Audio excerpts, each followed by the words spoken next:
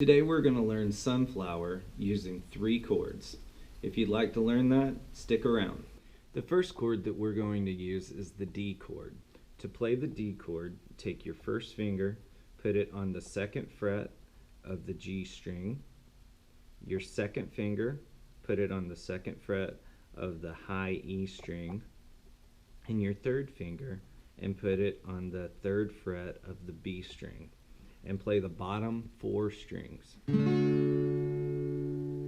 we're going to play that 4 times.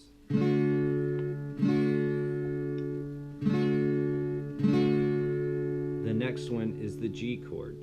To get there from D, you're going to take your first finger, move it to the 2nd fret of the A string. Your second finger, move it to the 3rd fret of the low E string. And you're going to leave your 3rd finger right where it is, and you're going to put your pinky on the 3rd fret on the high E string. You're going to play this chord 4 times. You can play all the strings on this one.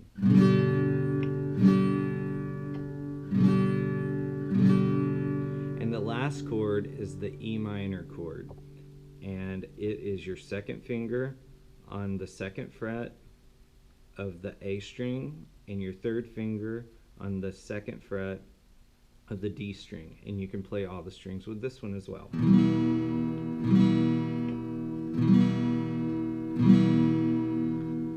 And together, all of them sound like this.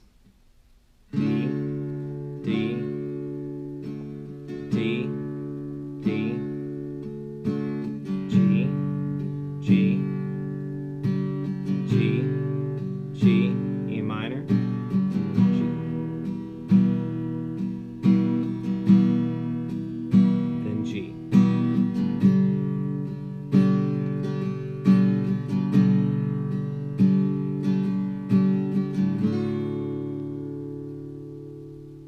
And that's pretty much it.